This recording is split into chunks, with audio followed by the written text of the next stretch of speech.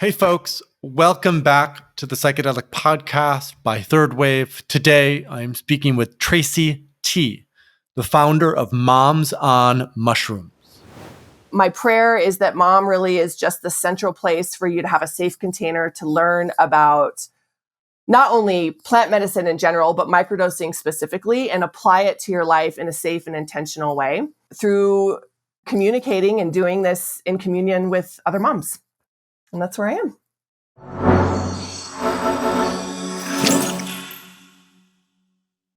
Hey listeners, I'm so excited to have Tracey Tee on the podcast today.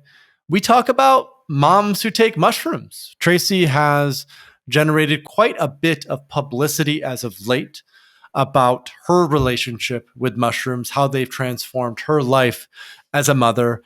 And we haven't really talked about this topic in depth on the podcast yet. We've talked about it here and there, but we haven't really gone into all of the considerations that moms must confront if working with psilocybin mushrooms. So, for example, we talked about, can moms who are pregnant microdose? What about breastfeeding moms? Can they microdose? How do we talk about psilocybin mushrooms or generally psychedelics with our kids at home?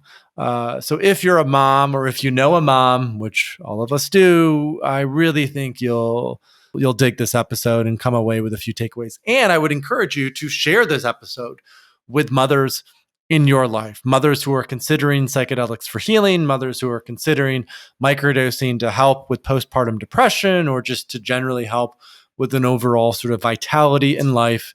This was a really engaging and exciting episode, and I think you're going to have a lot of insights from this one. All right, that's it for now. Let's go ahead and dive into this episode. I hope you enjoy my conversation with Tracey Tee.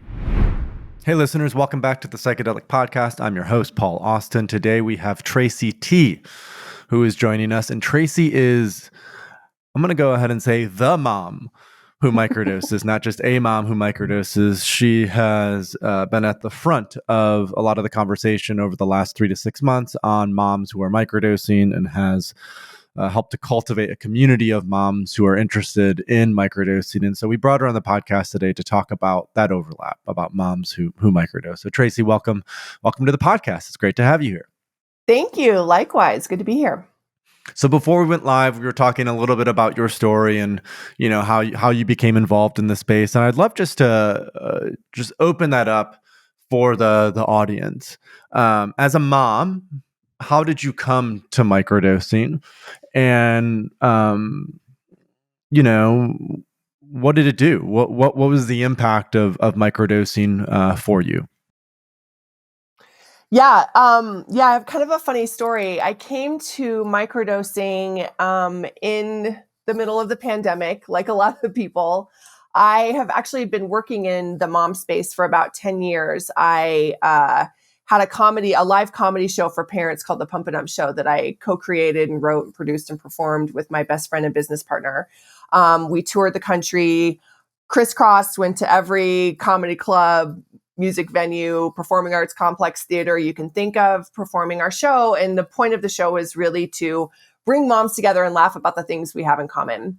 And it was amazing. And eventually in 2018, our bodies were broken from touring while raising kids. And we decided to sort of pass the torch and created 2 new casts, one out of LA, one out of Chicago, with the intention of touring regionally. We were days away from signing an off-Broadway run in New York for the M.O.M show. And then COVID hit and we lost everything. We had to cancel almost 100 shows within 2 weeks. And I watched this thing that we created that started in the throes of new parenthood, started in a bar for free in Northwest Denver, just slipped through our hands. And the loss was palatable on all levels, not the least of which was financial. And I had been kind of on the spiritual path for a number of years and actually had been really called to plant medicine, specifically ayahuasca, for a long time, kind of way before it got trendy, but just especially given my job and how much I was traveling and just being a mother, I was just like, who goes to the Amazon rainforest for 3 weeks, like, and leaves their tiny kids at home. It just didn't seem like anything that was possible for me. So I sort of put it on the back burner. And when we lost our business, I kind of, in the middle of my grief, had this big spiritual awakening. And it really allowed me to start to heal decades of trauma and pain from a million different things like we all carry in our lives, especially in our mid 40s. But certainly the loss of this business and the fear and uncertainty around the craziness of COVID.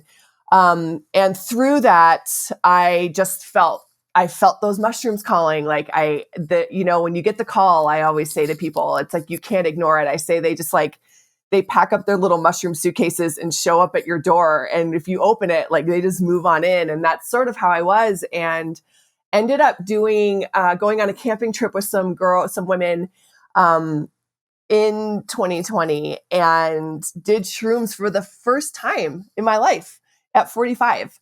And I knew that if it was the experience that I expected it to be, like this was something that I think was going to be a new path. And it was just one of those beautiful outdoor Colorado nights, sitting at a lake. And I had all the amazing experiences you can imagine, saw every symbol that had ever been written in all the languages, saw the fourth dimension, saw the protective grid over the universe, and I was hooked. And microdosing for me after that seemed like a really, it just seemed like a good idea. Like it made sense in my mind. I've also had a history of reproductive problems. I had stage 4 endometriosis my entire life. I had a horrible time getting pregnant. I had a horrible pregnancy. I ended up having to get a full hysterectomy at 41, which is its own journey. And at that time, I was put on Wellbutrin to cross the bridge from having hormones when you walk into the hospital to having zero hormones and going into instant menopause at 41 years old when I left the hospital the next day. And I'm grateful for Wellbutrin because it helped manage that swing, but it was never anything that I intended to be on for a long time. And like many people on SSRIs or pharmaceuticals, I just was like, well, what's the way out, or is there something else? And so I was looking at microdosing from a variety of standpoints, including reproductive health, what was left of my reproductive parts, but and my mood and my anxiety and my spirituality. And I ended up taking a microdosing course and kind of somehow got the medicine, got into a course. It was amazing. I started taking the medicine. I felt my life just go in this upward trajectory almost instantly. And that's not normal for everyone. But for me, I think I did a journey one time with my mentor like about a year ago, and I was like lying in a puddle on the floor crying. And I said, I think I'm just put on this world to take mushrooms. And I really believe it. Like, I'm just one of those people that the medicine, we're just made for each other. And so as I started to soften and alchemize all of the pain and grief that I had been experiencing, as well as transmute a lot of the things I didn't love about myself. Like, I tend to be pretty reactive. I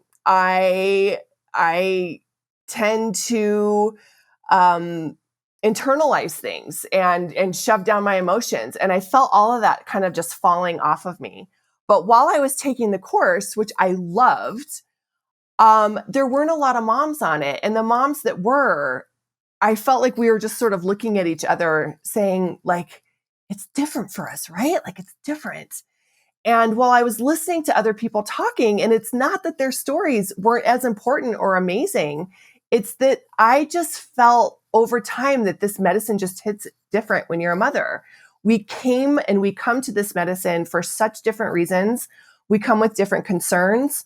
And we use it in a different way. We don't get 3 hours in the morning to do our yoga practice and journal and meditate. We don't get 2 weeks in Bali, and we don't get to go off on weekend retreats, several times a year. Those are just not opportunities that are generally available to busy moms. And your healing is different because of that. Our healing is done in between ballet practice and doctor's appointments and homework and birthday parties. And so it's a much different approach. And as I got deeper and deeper with this medicine, and I will attribute a lot of that to doing larger doses as well, it just became apparent to me that the thing we tried to do with the Pump and Ump show, bringing moms together, laughing about the things we had in common, making moms feel not so alone, was the exact same thing that the medicine wants to do. But that was sort of the olden times, the before times, before COVID. And now I realized it was really time to start talking. And it was time to start getting to the heart of the matter. And why do we feel so isolated? Why do moms feel so separated? Why do moms feel like they don't have a community? Why are we miserable? Why do we have such anxiety? Why are we overwhelmed? Why are we drinking too much? Why are we taking too many pills? And that the truth is the medicine just wants us to talk about it together. And so in meditation one day, I was just meditating and moms on mushrooms, M.O.M, just sort of landed in my head like a big aha moment. And I sat up and I was like, well, come on, like, that's amazing. Obviously someone's thought of it, and ran to the computer and it was available. And I just sort of said, all right, God, like, that's message received. And as we started and finally closed down our business, I really felt like this was the next path for me to share not only my journey with the medicine, but just apply what I know to be true about mothers, what I'd seen on the road for 10 years, and give them a tool to help. And, you know, there was a lot more that went into that. In 2021, my family was hit by a drunk driver at 11 in the morning outside Aspen, Colorado. My 10-year-old daughter at the time and my niece were in the car. We went through a guardrail, flew 30 feet in the air and landed in a ditch. You know, nothing that any mother wants to ever go through. And it was horrible. We were okay. Like, we walked ourselves into the ambulance. I'm still bruised from it. But I think I was able to alchemize that horrible thing because I had the help of the medicine. Like, and for that, just, it felt like such an ally in the darkest moment of my life. And, you know, after a series of dark moments that had happened over the last couple of years. And so that felt very confirming to me as well. And the more I talked about it, the more I started telling moms, like, this is what I'm doing. And, you know, I wasn't drinking as much. I was not craving sugar. I gave up coffee. I was just happy in a sea of moms who were deeply unhappy. And I started to share about it. And women would just be like, well, tell me more. Like, you're normal. You're a normal mom. Like, if you do it, then maybe it's okay. And, you know, gosh, I'm miserable. My husband's miserable. We've tried everything. Tell me more. And again, part of that then became confirmation too, that maybe this was something that moms really needed. And so I haven't been doing this very long. At the end of 2021, we closed down Band of Mothers, the Pump and Ump show, for good. And over the holidays, like, this course just sort of flooded out of me. I was able to write like I haven't written in 10 years, and I'm a writer. And I took a chance on a few women who said, yeah, we want to do a course with you. I kind of just asked, like, do you want to try this? And we started in January of 2022. By March, when we finished, I was on Zoom with them, like, crying, you know, I'm going to miss you guys so much. Thank you so much. And these were women all over the country. And I said, I can't thank you enough for doing this. And I'm going to miss seeing you. And they all looked back at me and said, well, we're not going anywhere. What else do you have? And at that moment, I really felt like this was an opportunity. And so I kind of launched the business in March, and here we are. Now I have another facilitator. We have a portal that's off social media, an independent community, lots of different offerings. And my prayer is that Mom really is just the central place for you to have a safe container to learn about not only plant medicine in general, but microdosing specifically, and apply it to your life in a safe and intentional way through communicating and doing this in communion with other moms. And that's where I am. I love it. And the MOM acronym is just so perfect. Moms on mushrooms. When I saw that, I was pretty perfect. It is. It's so perfect. And to have that download, have that insight in a meditation speaks to the the sort of, the insight that these magic mushrooms can bring in many ways. And I just want to also acknowledge you and thank you for sharing that story, because of all of the challenges. I mean, not only the reproductive issues, but getting hit by a drunk driver, ending up in a ditch, like that is incredibly traumatic itself. And so to have these allies in the medicines that can help you, like you said, to alchemize that is so necessary and important. Now, I have a couple of follow-up questions from that. The first one is, you mentioned that, you were taking this course initially, that there were a couple moms in there, but, not a ton necessarily. And you said that it's different for moms. And I'd love for you just to sort of elucidate that a little bit more. Why is it that moms why is it different for moms? What is it about the life of a mother that has its own sort of challenges and difficulties associated with it that microdosing can help with? Yeah, there's a few angles of why I think it's different. First of all, sort of what I said earlier, we approach this medicine differently. We come to it with fragmented opportunities for healing that is fit into a life that is already dominated by serving others. So, when you've got moms, I would say my daughter's 12 now, she's in 6th grade. Things are getting easier in terms of the manual labor. They get harder in other aspects when you move into teenage years. But I'm certainly not, changing diapers and waking up and doing midnight feedings and all that. But regardless, your time is not your own when you're a mom. And so then your healing is reflected by that.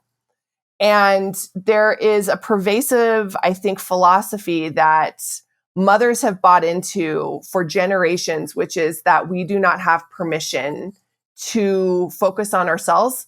We don't really even necessarily believe at the core of it that we're women who just happen to be moms. We take on a full identity of a mother and lose the fact that we're a woman too. And so it's a really hard transition to allow yourself to invite in something as polarizing and stigmatized as a psychedelic, on top of giving yourself permission to focus on yourself and not anybody else. So I think that's one of the biggest hurdles. The second is just the unique challenges that mothers face in terms of mental health and physical health and spiritual health. And I think it's gone exponentially to the dark side over the last 10 years. I think as the dawn and the implementation of just being completely absorbed in a social media culture, the way our fast-paced life has sped up, certainly the added pressures that happened when COVID hit and Zoom schools, the idea that this supermom mentality that we cannot seem to let go of. And we are overwhelmed. We are anxious. Moms are sad and feel very, very isolated despite all this quote unquote connection that we say we have. And as I learn more and I go deeper with this medicine and look back to history specifically, it's so obvious that we're so disconnected from any sense of ceremony, of sacredness. Certainly, we know that there's a massive disconnection from nature in most of our, and generally speaking, in our Western culture. And I think all of that just leads to a mother in particular feeling very hollow and without a lot of tools beyond what we're told we're allowed to have, which is wine and Xanax. Not a lot of tools or church, not much else to apply to your own special life.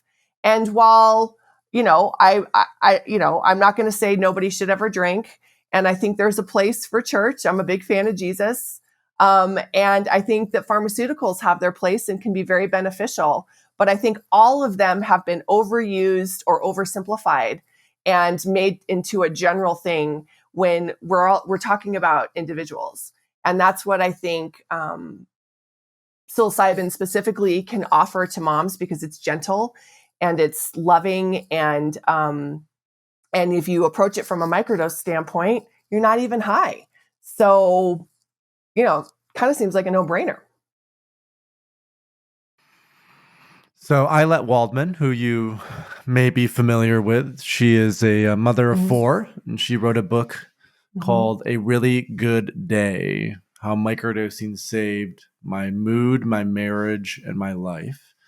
And she talked about how she had been on a cocktail of, over the past several years, 30 different psychiatrics or pharmaceuticals, and how one day LSD appeared in her mailbox and she was able to go through a microdosing protocol with LSD.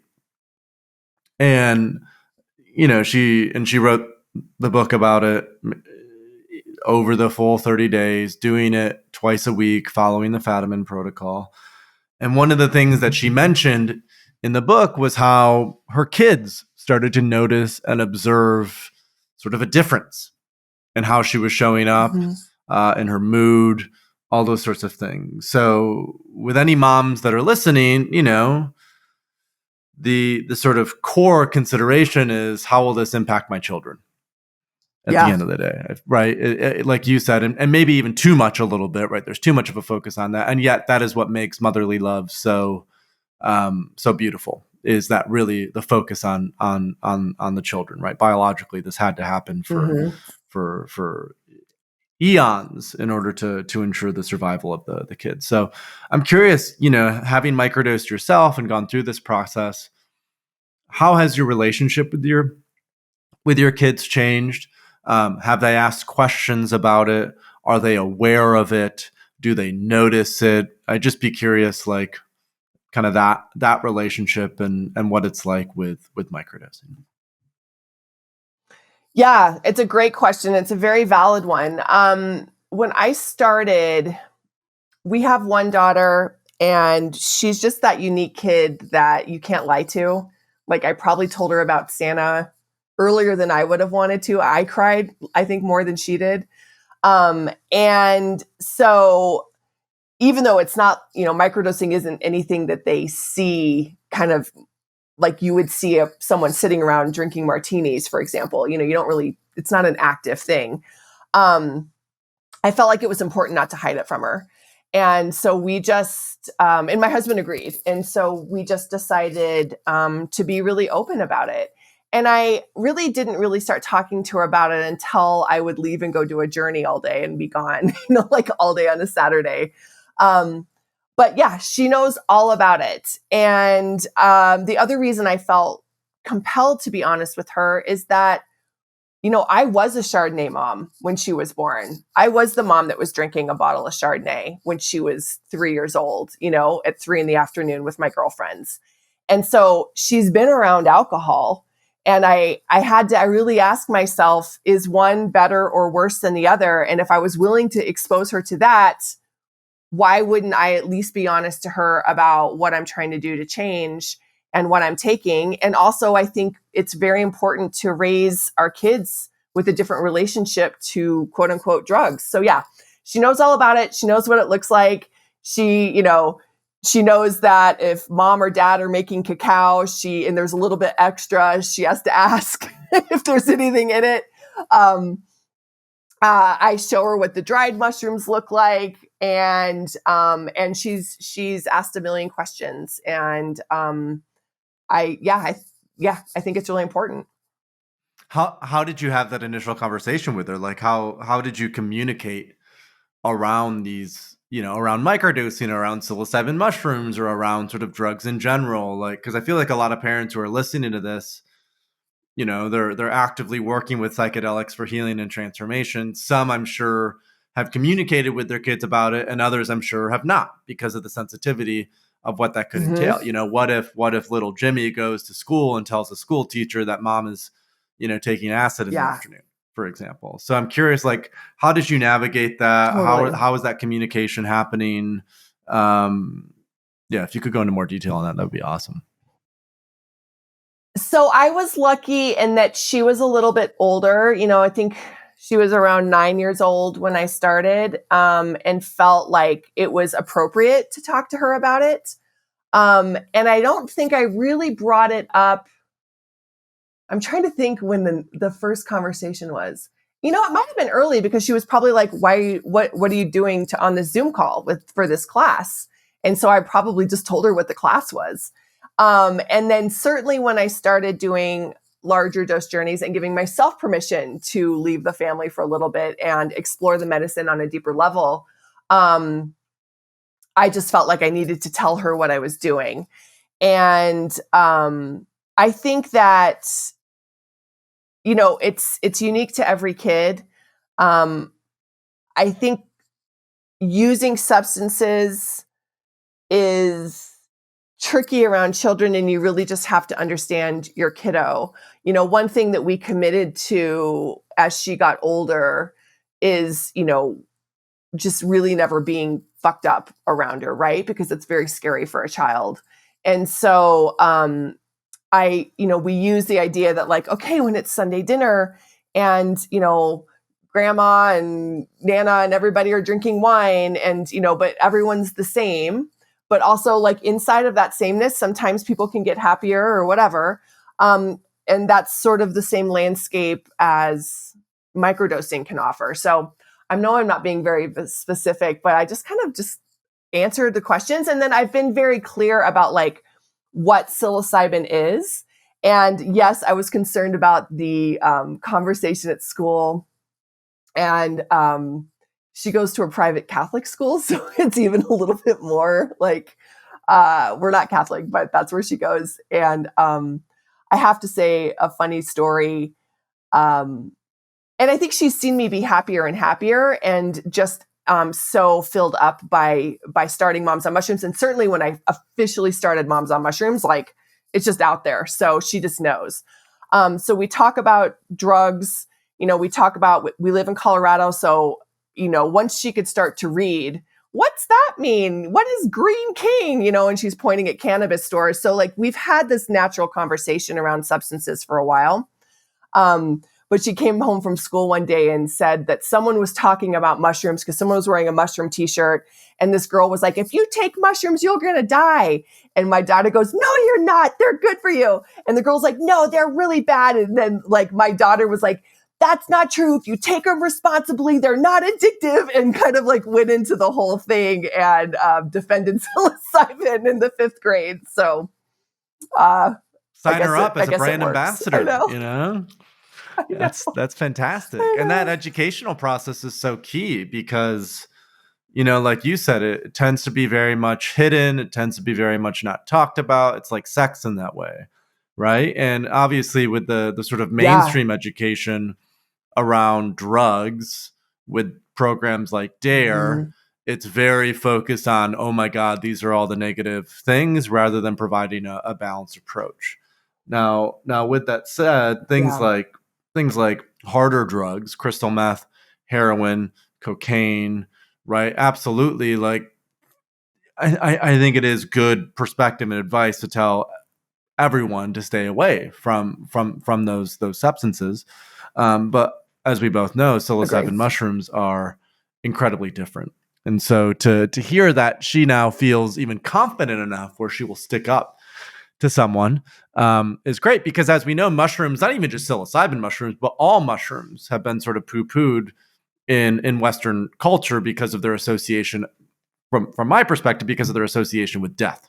Like if you eat even the wrong wild mushroom, it could, kill your liver and knock you out. Right. And so there's there's a reason that was the case. And as we all know, there's sort of a resurgence now, not only in psilocybin mushrooms, but functional mushrooms, reishi, turkey tail, lion's mane, about how useful they can be. Totally.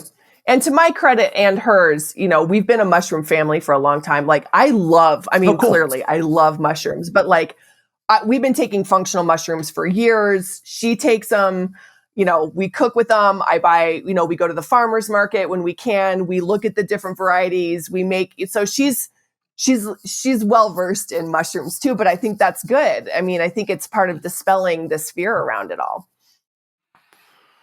Okay, so follow-up question from that. There are a number of people that I know that I've talked to, some of which are friends of mine. They're parents. They maybe have a son or they have a daughter, or they have a son and a daughter or a few kids. And one of their considerations is, you know, by no means how old is your daughter now? 11 or 12 at this point? Probably 11. 12, yeah. 12. Okay. So by no means are you going to be like, what's your daughter's name? Evelyn. Evelyn. Beautiful. Oh, I love that name. That's Yeah. it. So by no means you can be like, Evelyn's 12. Evelyn, you should go do some magic mushrooms. She's way too young. Right. It's not the right time. And we don't really have like indigenous um, cultures. We don't necessarily have that baked into our cultural structure, right? With indigenous cultures, sometimes they will do rites of passage for children who are 13, 14, 15 with these things, but that's a lot more frowned upon in our world. So I'm curious how you even think about that. At what point do you potentially introduce Evelyn to this experience? Is it something that you would want to do with her? Is it something where you'll let her come to it in her own time? Just how do you even think about that sort of landscape of, potentially when Evelyn is ready, how does she navigate that? How do you talk with her about that, et cetera, et cetera? Yeah, that's a great question. I've thought a lot about that. And my philosophy is I think those rites of passage are part of what's keeping us feeling disconnected as a society. And I think it's important to bring those rites of passage back. So in a perfect world, when she's 16, I would love to expose her to, obviously not 3 grams, but enough to give her an experience in a guided place. One of the interesting things about the car accident is that led me to my mentor, who is a shaman and also a therapist and has been working underground for years. And I found her because I was so desperate to find someone to treat Evie and help get the light back in her eyes. And good luck finding a child therapist in these times. And by a series of fortuitous events, we were led to this woman. She saw Evie first, one session. Evie was like, great, got it. I'm good. Accident, got it, cleared it, understand. And then she saw my husband and myself and has turned out to become my mentor. So no irony lost in that whole situation. But I'm fortunate because we have someone like her in our family, and my dream would be that she would go with her and do it. They would do it together. If she wanted me there, I'd be happy to. I'd be honored. But I think it's really important. Now, on the flip side, as every parent knows, when a kid has a mom and a dad that's passionate about something, they will not do it. So right now her stance is, I will never take mushrooms, not because she's scared, because she's so tired of me talking about it. So we'll see, but she certainly is exposed. And I would hope before she goes off to college, at the very least, that we would have an experience together. And I think it's completely fine. I think it's necessary. And I think it could be life-changing. I think if I was exposed to that during those late teen years, I can't even imagine what kind of a person I would be, let alone just allowing that fear. I mean, I was raised in the DARE era. I was raised with Reaganomic parents, and I can't even imagine what I would have done with my life. And I'm not really a fearful person if I just didn't have that wall around me. On the other hand, another thing that I think is important to state too is I have a lot of older nieces and nephews that are in late high school, college. And I talked to Evie about it a little bit as well. Because again, the idea of going into an altered state is a little scary for her right now, because she's still in her imagination. She's still a really innocent, beautiful little girl. But for my older nieces and nephews, when we're talking about going to parties and boys and all the things, and I say, look, if you're at a party, here's the rules of the game right now. Like, don't accept a drink from a guy that you don't know, that's open, that you don't know where it came from. And if it's between booze and cannabis and mushrooms that someone's offering you, always take the mushrooms, test it first. And here's a test kit, but always take the mushrooms. So I feel like that is something that parents, the more you get used to and understand this medicine, that I feel like that's an opportunity to really change this binge over drinking, very scary culture that our teenagers and college age kids are in. And certainly I was no stranger to over drinking in school, but times are different now and there's so many more concerns. So I think teaching that as well is important. I'm glad you brought that up. That was something I felt very fortunate. I had my first experience with psilocybin when I was 19. I was a sophomore in Mm, college, and about 5 months after that first psilocybin experience, I did LSD for the first time, and the LSD experience was incredibly profound and impactful and transformative. And it's something I feel really grateful for, that I didn't really do them in party settings necessarily, or recreational yeah. settings, meaning at raves or just to sort of get high. It was done usually with a couple friends in either a private home or at the woods. So in Michigan, we have these beautiful sand dunes that are on Lake Michigan. So we would go in the woods Hmm. and go hiking and watch the sunset. And it was always so meaningful. And I remember, from those early psychedelic experiences when I was 19 and 20, um, I cut my drinking significantly. I still drank through college. Mm, I still got drunk from time yeah. to time, but I started to prefer doing, like there would be days on let's say a Saturday, where I would take acid at 10 a.m. I would go out hiking all day, and then in the evenings I would sort of be on the come down and go out to a party and socialize and maybe have a beer, but not necessarily be sort of Yeah. push myself to get drunk so I could quote unquote fit in. And so there was a really beautiful flow with it. And I love what you said about sort of alcohol, cannabis, and mushrooms. And the one caveat that I would say about choosing the mushrooms is to do lower amounts, because taking a high dose of Yes. mushrooms in a party setting could also be traumatic in its Oh, own way, right? And so, if yeah. going for the mushrooms, to take that lower dose or even a microdose, you can feel it a little bit, but you're not necessarily put into the hell realms in the middle of a frat party or whatever it is. No, totally. And I didn't mean to sound super, cavalier about it. But what happens when you start having these incremental conversations with children about this, and they know that mom is taking it themselves, is that they are raised with context. And when they have context, they don't abuse because they know, I didn't know when I was in college, I had no idea that magic mushrooms had a sacred component to it. It was not in anything that I had ever learned. So I would have, if I had done it, I would have taken a handful and tried to get as messed up as possible. But I think if we start having these conversations, and again, we bring the sacredness back, which is also just means like looking to our elders, looking to the original peoples that have been working with this for generations and generations and learning from them and taking some of that and putting it into our very bifurcated culture. My prayer is that we raise kids like you who go hike. Like, what a great Saturday. Take some acid, go for a hike, go to a party, but you're not puking in the trash bins at the end of the night, Like, that's amazing. And I sort of, it's not as if my parents supported this, or really most of the people that I went to college with, because I went to a private Christian liberal arts school. But at the same time, I trusted my own experience and just notice and observe that, oh my gosh, like after I take a high dose of acid for the next week to 2 weeks to 3 weeks, my social anxiety is lower. I'm more connected. I'm more present. I'm making better decisions. Right. It was obviously clear that alcohol was an inferior substance compared to, Mm, some of these psychedelics. So, and I think that is yeah. right. The nuance that can be brought to the drug conversation is so critical as we raise children.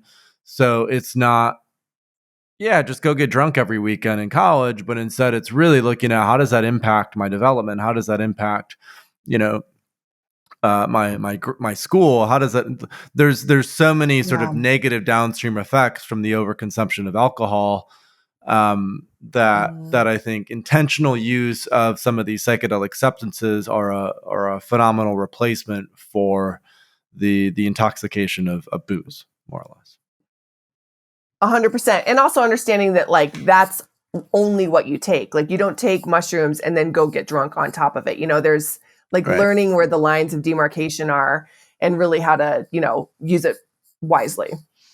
Yeah, there are parameters in many ways to that, and as teenage adolescents, they're not necessarily the best at staying within parameters, but as long as that's communicated and it's understood, that's better than not having any context whatsoever. And like you said, just taking a bunch of mushrooms and see what happens. So the next sort of part of this conversation I would love to get into are why are people joining Moms on Mushrooms? So these moms who are coming in, what are some stories that you commonly hear about what they're struggling with or what they're confronting or what they're facing when they're looking to join and be part of the community? Yeah.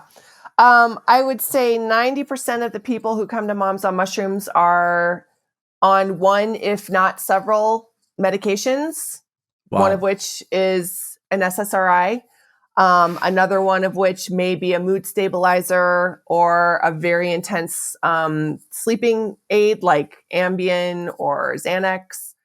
And they have been on them for two things, either just started and instantly hate it or have been on it for so long they don't even know if they're working. And something in their soul is saying, I think there's something better. And no one, obviously, that's coming to Mom and looking to microdosing is saying that these are working great, right? Like they're coming knowing that they have all this doctors and teams and been told in these prescriptions, but it's just not doing what they need.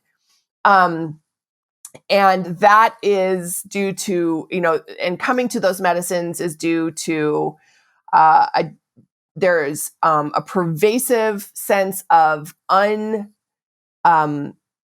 unsustainable anxiety on a day-to-day basis, like anxiety that you can't really function. A lot of fear, a lot of, and then overwhelm comes in with that. And again, not to harp on the pandemic, but I really think it did a number. It did a number on a lot of people, and it did a lot of number on moms. There's a lot of concern, a lot of fear about detachment from our kids, and like fear of being away from our kids, especially if you're a mom of littles. And you add that to your own sense of anxiety, your own sense of separation, possible just who knows what kind of interactions that those medications are having on you. So you're not even like thinking clearly. And then there's that. And or moms are also acknowledging that they're drinking too much, that they're turning to alcohol to cope. And they don't know how to have a way out. They don't necessarily think that they're, in the alcoholic AA range, but they know they wish they could get through a Wednesday night making dinner without a couple glasses of wine. And again, no tools.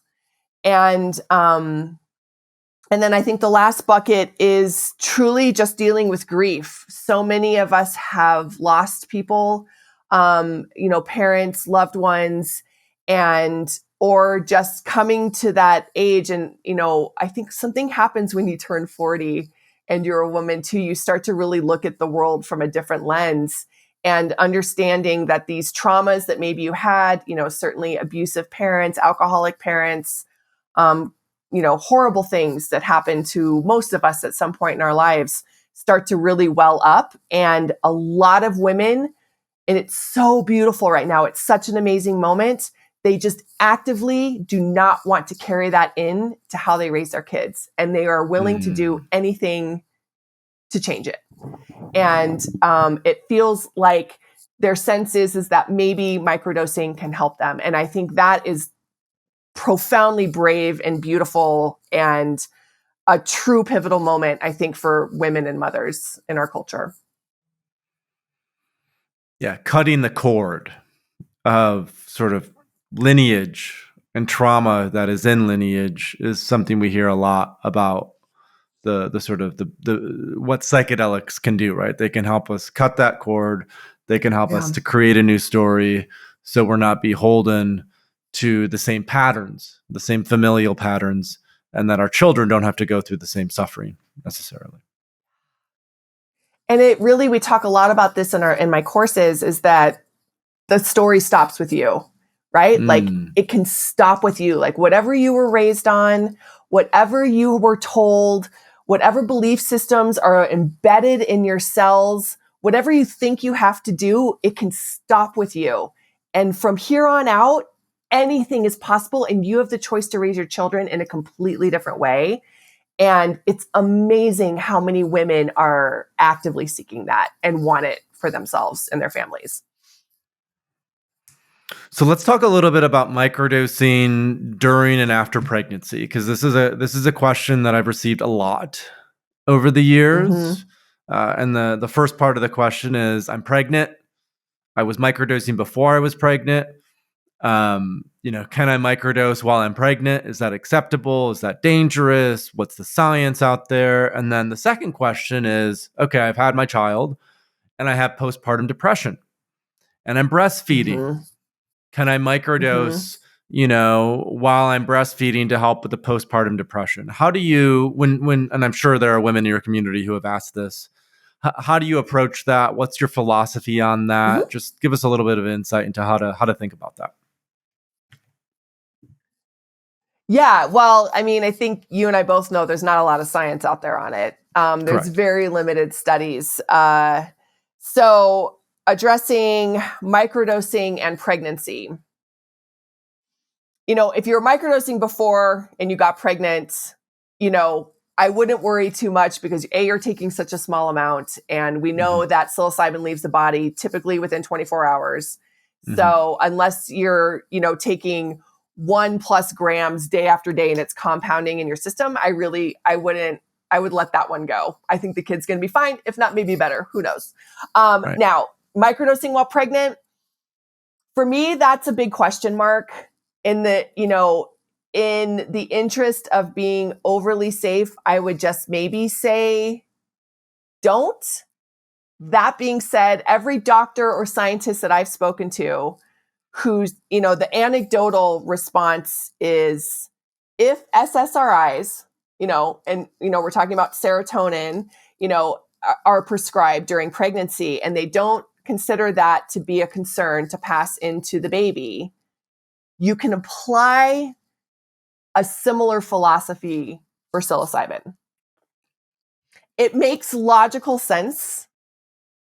And I think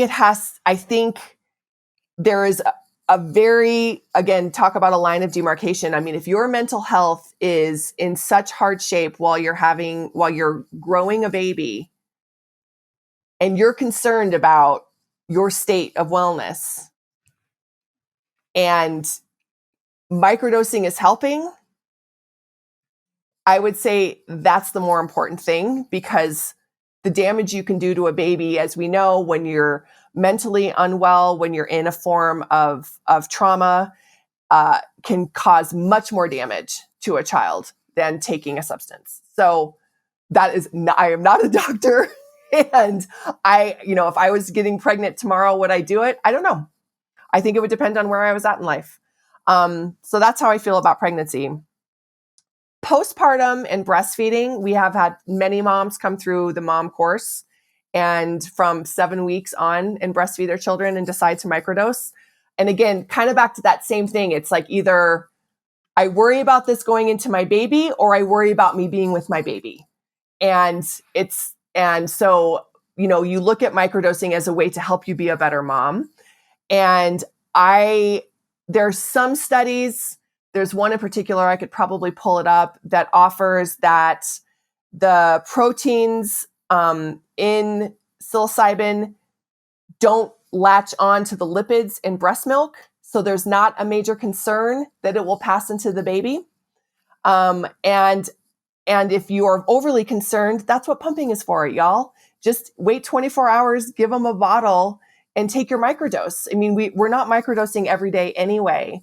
So if your mental health is more important, then you can be creative, and you can give your baby breast milk, wait for your microdose to cycle through, give them a bottle for a day, and then go back to the boob on an off day. And I think that I really wouldn't worry about that, especially if you're getting happy.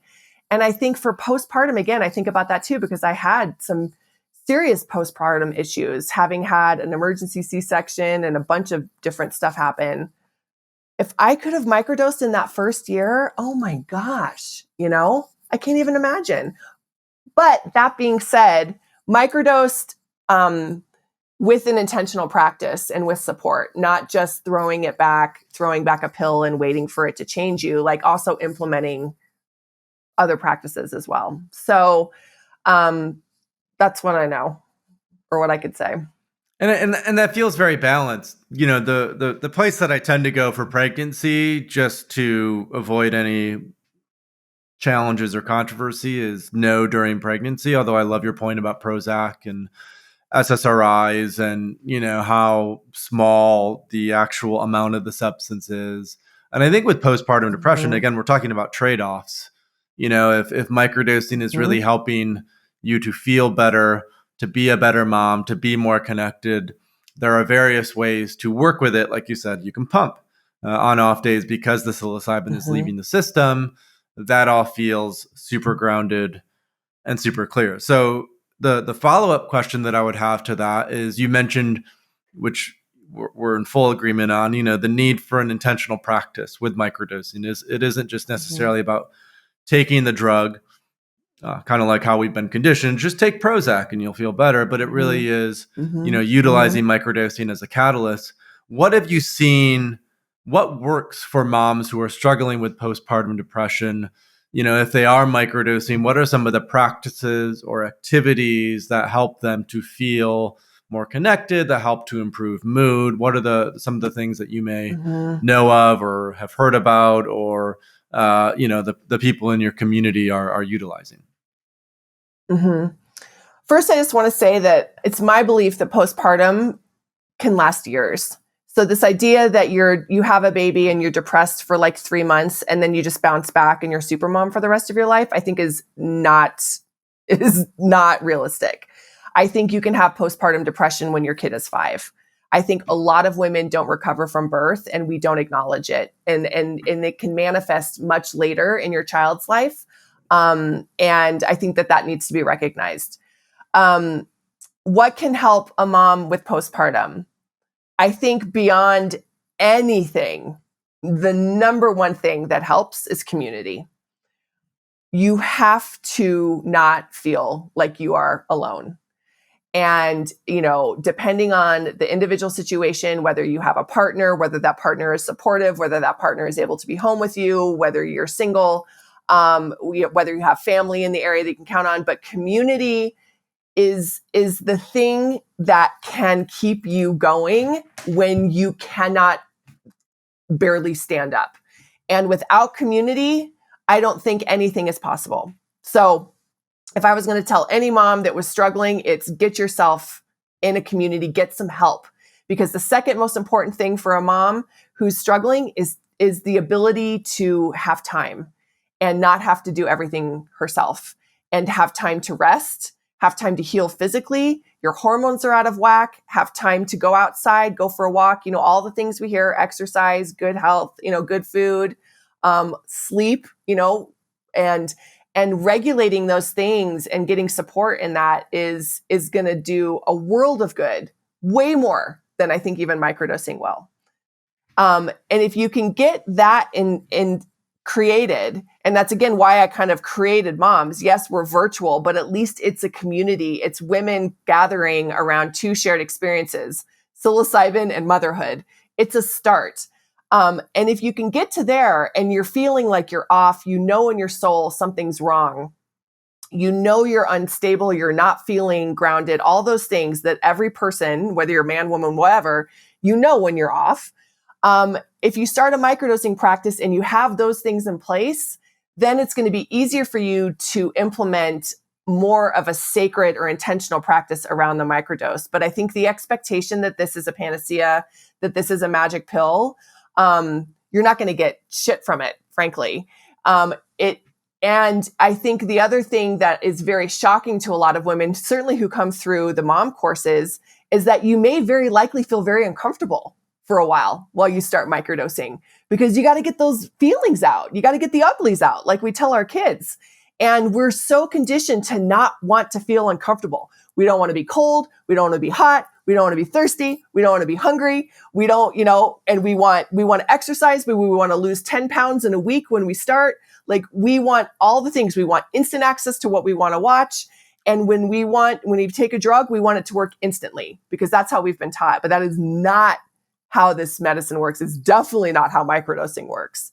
So the willingness and the vulnerability to feel uncomfortable, knowing that on the other side of that is expansion and freedom, and feeling secure in that uncomfortableness. But you can't do that. You can't cry for a week and really purge a bunch of stuff if you don't have a support system.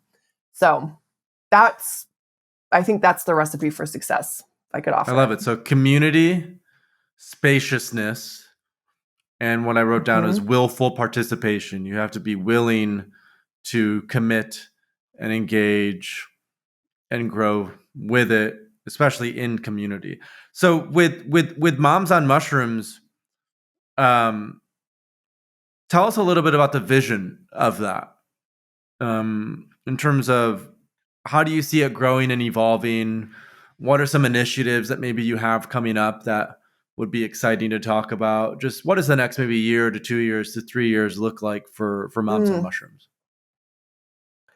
Yeah, I mean, I think I see it growing and evolving into a space that is sort of the water cooler for moms to talk about healing with the sacred use of plant medicine. And in no way do I see myself at the center of that water cooler, like, at all. I think that there are amazing mothers who have been doing amazing work for decades with this medicine, who have so much to offer. And I would love for Mom to be the hub where you know that you can get vetted, good, ethical, very focused and intentional practitioners or guides or coaches or whatever, so that you can work with this medicine and really learn about it. And I think what I hope is that Mom starts to, through our programming, through our courses and different offerings, we start to allow moms to unlearn what it means to work with a medicine, and unlearn what it means to heal, which is kind of, the pendulum swings both ways. It's not just throwing something back and then 3 days later going, why hasn't my life changed? And it's also maybe not just sitting with the same therapist for 15 years. Like, maybe that's not working if you're seeing the same person for 15 years talking about the same stuff. And in the middle, there's a possibility for change. And so, we offer cohort courses because, again, community and the medicine is at the heart of Moms on Mushrooms. So getting together with a group of women and showing up with an open heart and vulnerable to peel back the onion layers and really look at yourself as you progress with the microdosing practice is, I think, super important. And then also providing ideas, not dogma, but ideas and access to tools so that you can create your own intentional practice, so that you can create your own healing path. And that looks different for everyone, but you don't know what you don't know, right? So for one person, it might be breath work. For another person, it might be meditation. For another person, it might be running. And all things are good. It doesn't have to look a certain way, but you got to do something. And I think I hope that Mom becomes a place for mothers to give themselves permission to find that thing, and also give themselves permission to be different from all the other moms, because we're all different people. And in terms of advocacy, certainly my vision for Moms on Mushrooms is that 1 million moms stand behind this medicine, because I think when moms stand behind this and when moms start to heal, like I said, the story changes with us. And if 1 million moms stand behind the intentional, safe use of psychedelics, we're not going to be having any of these prop anything discussions. Like, it's going to be legal. And we raise our children in a completely different way. And we expand and grow as women, and we lead lives in a completely different way. So I'm committed to advocating for passing things legally, for keeping this medicine sacred, for and for education around it on all levels. Just not only the misinformation behind the fact that it's not your brain dripping out your ear, but also that, again, it's not a magic bullet, and that we need to have some respect for this stuff. So, and inside that, like, let's have some fun. One thing that moms have forgotten too is just to have some freaking fun. And one of my mentors, Robin Alexandra, she's like, there is nothing wrong with taking 250 milligrams and going on a hike or going to a concert or going on a date. Like, these are good things that make life worth living. And I think we need to not forget that it's okay to laugh and let loose and dance. And I think psychedelics are great for that too. There's certainly a healing that happens with these, and there's also, like you said, there's expansion, transformation, a capacity to enjoy life even more, and being open to both is important. So, and I love that idea of 1 million moms. I remember when we first connected a couple months ago, you had emphasized that as well. Like, hey, if we can shift the dialogue with moms, they're the ones who hold a lot of power in many ways, a lot of that energy. And so I think to have that as a grounded objective, how do 1 million moms learn about these medicines? That's super, super important. Beautiful. Well, this has been a blast. I feel like this is going to be one of those episodes that gets passed around to all of the moms, even those who are listening who aren't necessarily moms, certainly know moms, a lot of moms. And so I appreciate you coming on, sharing your story, providing some both philosophical but also tactical advice to those who are listening. If people want to find out more about, if there are moms listening to this, what website to check out? Is there a social platform? How to sort of follow up and stay engaged and look deeper into what it is that you're doing? Yeah, thank you. So momsonmushrooms.com is going to be kind of the landing page, our portal and our community. I created it intentionally off social media so that it's away from prying eyes. It's away from advertisers' algorithms, so that moms feel very safe to join the portal. We have a monthly membership there. It's $4 a month. I kind of call it Facebook for Moms on Shrooms. And inside that, like I said, there's 3-month courses, there's some standalone courses, and then we're rolling out tons of programming in 2023, so that if you're a member of it's called The Grow. If you're a member of our membership, you have access to lots of different opportunities, meetups, all the things. And you can kind of bounce to all of that if you just go to momsonmushrooms.com. I do have an Instagram page, Moms on Mushrooms Official. I don't post there very often. It's not my main focus. My main focus is our portal. And so I invite anyone to join. Again, $4 a month. Try it out for a few months. There's tons of resources, interviews, podcasts, scientific papers, anything new I see on the science front that I think is relative to moms pertaining to psychedelics, I always post and catalog so you guys have access to it. And there's hundreds of really amazing mothers out there learning about this themselves, willing to share their experience. And that's the most important thing of all. So that's how you find me. Beautiful. Momsonmushrooms.com. Monthly membership is $4 a month. Tracey, thank you again for coming on the podcast today. Thank you you've also had quite a bit of media that's come out the last while. So thank you for sort of sticking your neck out there and really having the courage to do that. I can imagine that it's not always the easiest thing. Certainly there's a lot of upside, but I imagine there's also some challenge and difficulty that. So I appreciate you doing everything that you're doing. And it was lovely to connect with you for the show today. Paul, thank you. I appreciate you as well. If it wasn't people like you doing LSD in college, man, I wouldn't have these opportunities. So I'm very grateful. Thanks so much for watching. If you want to stay up to date on the third wave of psychedelics, subscribe to this channel and visit thethirdwave.co, where you'll find plenty of free resources on intentional and responsible psychedelic use.